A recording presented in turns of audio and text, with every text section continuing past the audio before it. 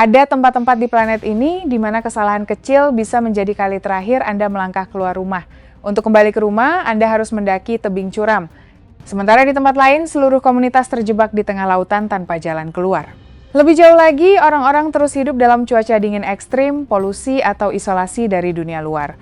Di sini, bahaya bukanlah sesuatu yang langka, tetapi sudah menjadi bagian dari kehidupan sehari-hari. Namun orang-orang tetap beradaptasi dan bertahan hidup di tempat-tempat di mana kehidupan seharusnya tidak mungkin. Ini bukan hanya tentang rumah, ini adalah tempat-tempat paling berbahaya untuk ditinggali di bumi.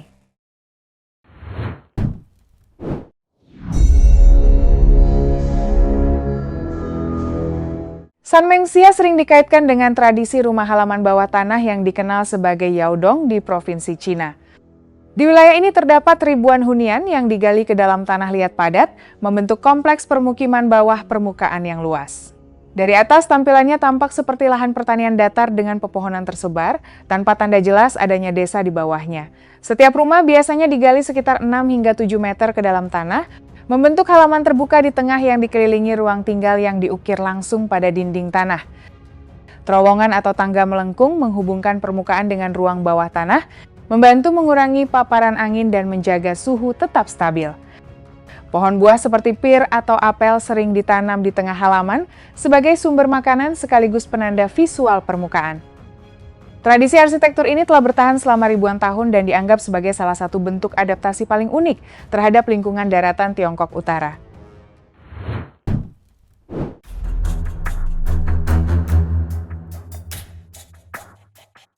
Zongdong Cave Village adalah salah satu permukiman unik di Cina, di mana seluruh komunitas masih tinggal sepanjang tahun di dalam gua alami yang sangat besar dan terisolasi dari dunia luar. Ruang gua ini cukup luas untuk menampung sekitar 20 rumah tangga, kandang ternak, hingga area seperti lapangan olahraga, dengan total luas yang setara beberapa lapangan sepak bola. Di masa lalu bahkan pernah terdapat sekolah dasar yang beroperasi jauh di dalam gua sebelum ditutup pada 2011 setelah pemerintah melarang konsep desa gua. Kehidupan sehari-hari terlihat kontras, televisi, mesin cuci, dan antena satelit berdampingan dengan dinding batu dan struktur bambu sederhana. Sapi dan babi berkeliaran bebas di bawah cahaya redup dari lubang-lubang gua. Sumber air utama berasal dari tetesan langit-langit yang ditampung ke dalam wadah, sehingga saat musim kemarau, air menjadi sangat berharga dan menentukan kelangsungan hidup warga.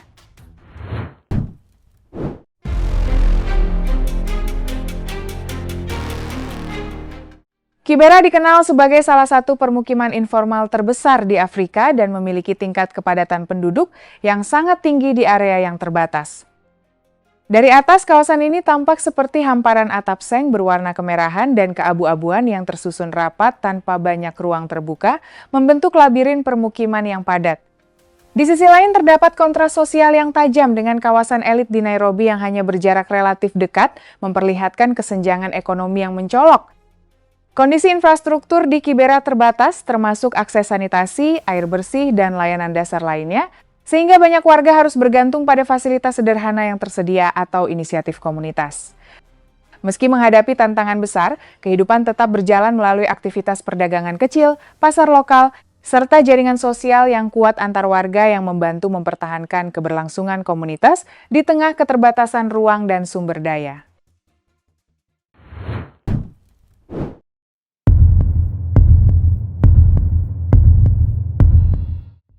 Akbok Bloshi sering disebut sebagai salah satu lokasi paling tercemar di dunia karena menjadi pusat pengolahan limbah elektronik terbesar di Ghana. Jutaan ton komputer, telepon genggam, dan perangkat elektronik bekas dikirim dari berbagai negara industri setiap tahun. Di kawasan ini, kabel plastik dibakar untuk mengambil tembaga, menghasilkan asap hitam beracun yang mengandung dioksin, furan, dan logam berat berbahaya. Banyak pekerja, termasuk remaja dan anak-anak, bekerja tanpa perlindungan memadai di tengah pecahan kaca, logam tajam, dan baterai bocor. Paparan zat beracun dalam jangka panjang meningkatkan risiko gangguan pernapasan, kerusakan saraf, hingga gagal ginjal bagi penduduk sekitar.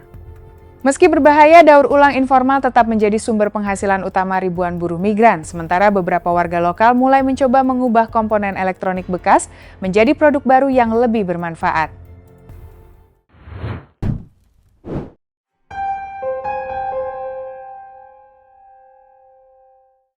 Dariaboi adalah salah satu permukiman paling terpencil di Cina yang bertahan di tengah kerasnya gurun taklamakan. Desa ini dikelilingi hutan pohon poplar Euphrates kuno yang mampu bertahan dari kekeringan ekstrim dan berubah menjadi warna emas terang saat musim gugur. Kehidupan masyarakat bergantung pada aliran sungai Keria yang menghilang ke pasir gurun, menciptakan cadangan air bawah tanah yang menopang desa dan hutan di sekitarnya. Untuk menghadapi badai pasir dan perubahan suhu yang ekstrim, penduduk membangun rumah dari kayu poplar, anyaman willow, dan lapisan lumpur. Salah satu tradisi unik mereka adalah memanggang roti dengan mengubur adonan langsung di pasir panas bercampur abu kayu gurun. Setiap pagi, masyarakat Uighur setempat berkumpul menikmati teh susu asin hangat sambil mempertahankan gaya hidup sederhana yang telah diwariskan selama berabad-abad.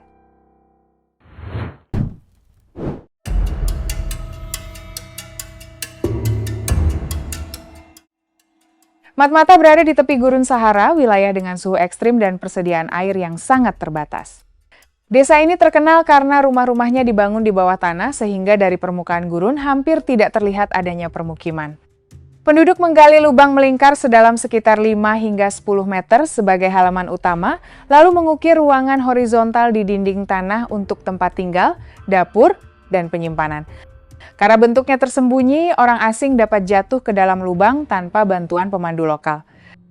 Ancaman terbesar datang dari hujan gurun yang tiba-tiba karena air dapat membanjiri rumah dan mengikis dinding tanah liat.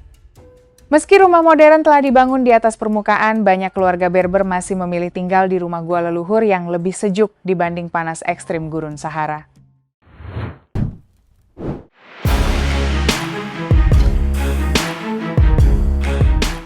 Itto Kortormit adalah salah satu permukiman berpenghuni tetap paling terpencil di dunia. Desa kecil ini terletak di dekat Scoresbysun, sistem fjord terbesar dan terdalam di bumi yang dipenuhi cabang-cabang seperti labirin. Rumah-rumah kayu berwarna merah, biru, dan kuning berdiri di tengah hamparan es putih dan pegunungan batu hitam yang curam. Jumlah penduduknya kurang dari 350 orang, sementara anjing penarik kereta salju tetap menjadi alat transportasi penting selama musim dingin Arktik yang panjang. Selama sekitar 9 bulan setiap tahun, lautan di sekitar desa membeku sehingga akses hanya bergantung pada helikopter dan cuaca ekstrim. Pencairan es akibat perubahan iklim juga meningkatkan kemunculan beruang kutub di sekitar permukiman. Karena itu, warga terbiasa tidak mengunci pintu rumah agar siapapun dapat segera mencari perlindungan ketika keadaan darurat terjadi.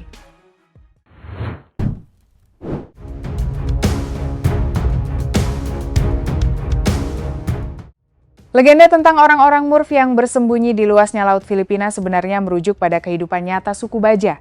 Mereka hidup di desa-desa terapung misterius, dikenal sebagai penyelam ulung yang mampu menahan napas hingga 13 menit dan menyelam sedalam sekitar 5 meter hanya dengan sekali tarikan napas, tanpa tabung oksigen maupun perlengkapan selam modern.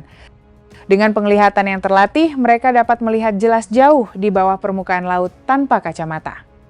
Sebagian bahkan sengaja merusak gendang telinga sejak muda demi beradaptasi dengan tekanan laut, meski harus menghadapi pusing saat berada di daratan.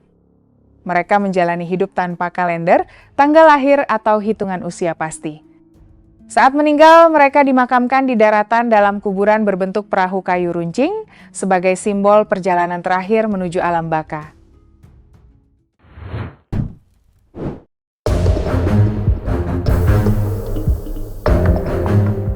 Ganvi adalah salah satu permukiman paling unik sekaligus paling rentan di Afrika Barat. Sekitar 20 hingga 30 ribu penduduk hidup sepenuhnya di atas Danau Nokowe, ribuan rumah bambu dan kayu yang berdiri di atas tiang-tiang yang ditancapkan ke dasar danau berlumpur.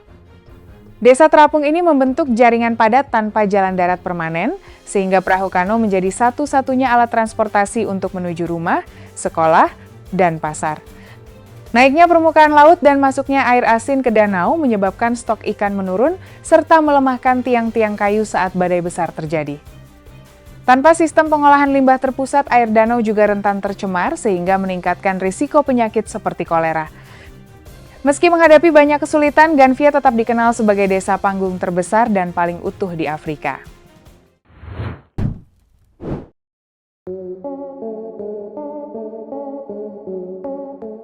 Menara Frying Pan berdiri di kawasan Frying Pan Shoals, wilayah yang dikenal sebagai perairan paling berbahaya di Carolina Utara karena gundukan pasir dangkal dan arus laut yang ganas, penyebab ratusan kapal karam. Setelah puluhan tahun diterpa air asin Atlantik, struktur bajanya mengalami korosi parah dengan pagar longgar dan dek berlubang, sehingga satu langkah keliru dapat membuat seseorang jatuh sekitar 9 meter ke laut ganas di bawahnya. Akses menuju menara pun unik karena tidak menggunakan tangga tetap, melainkan kursi pengangkat yang mengangkat pengunjung beberapa meter di tengah terpaan angin laut kencang. Menara ini menyerupai anjungan minyak lepas pantai dengan 4 kaki baja besar yang dibor hingga sekitar 91 meter ke dasar laut berpasir agar mampu bertahan dari badai. Landasan helikopternya seluas sekitar 548 meter persegi juga berfungsi sebagai penampung air hujan untuk kebutuhan penghuni dan pengunjung.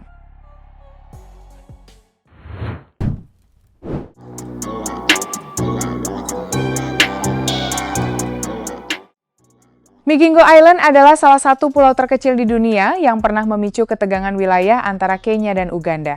Luasnya hanya sekitar 2.000 meter persegi, tetapi dihuni lebih dari 500 orang. Pulau kecil ini dipenuhi gubuk, bar, apotek, dan tempat tinggal nelayan hingga hampir tidak menyisakan ruang terbuka. Lorong-lorong sempit di antara bangunan menjadi satu-satunya jalur pergerakan penduduk. Kepadatan tinggi dan minimnya sistem pengolahan limbah menyebabkan kondisi sanitasi buruk serta meningkatkan risiko penyebaran penyakit. Dari kejauhan, atap-atap logam pulau terlihat kontras dengan perairan tenang Danau Victoria yang mengelilinginya. Migingo berkembang karena perikanan ikan kakap yang sangat bernilai, menarik banyak nelayan dan uang, tetapi juga membuat kawasan ini rawan perampokan bersenjata dan konflik di danau.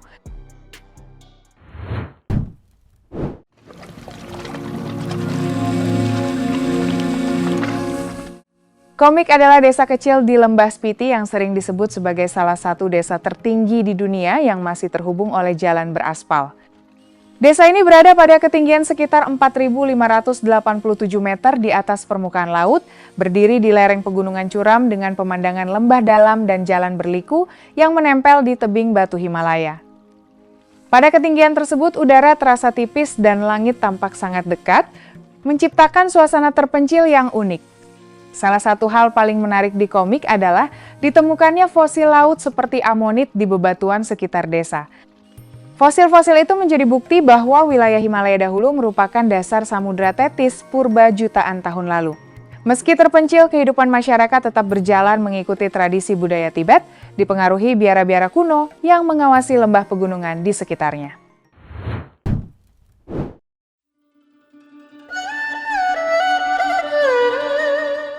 Kem Langumas digambarkan sebagai salah satu lokasi paling sepi di Tiongkok, berada jauh di tengah zona tak berpenghuni yang terisolasi ratusan kilometer dari kota terdekat dan tanpa koneksi infrastruktur permukiman. Lingkungan sekitarnya didominasi bentang alam Yadan dengan ribuan pilar tanah liat hasil erosi angin yang menjulang tajam seperti alam purba atau permukaan planet Mars. Tidak adanya vegetasi atau tanda kehidupan memperkuat kesan ekstrim, di mana warna coklat dan merah gurun terus membentang tanpa jeda hijau. Camp ini dirancang seperti fasilitas kedirgantaraan, menggunakan kapsul tidur putih perak dengan jumlah terbatas sekitar 60 hingga 70 unit untuk menjaga isolasi terkontrol. Pengunjung menjalani simulasi misi luar angkasa, melewati ruang bergaya airlock, dan melakukan aktivitas seperti pengambilan sampel tanah atau pencarian air di medan tandus, menciptakan pengalaman yang menyerupai kehidupan di planet lain. Terima kasih sudah menonton. Jika Anda menikmati kisah-kisah yang menakjubkan seperti ini, jangan lupa untuk menyukai, berlangganan, dan nyalakan notifikasi.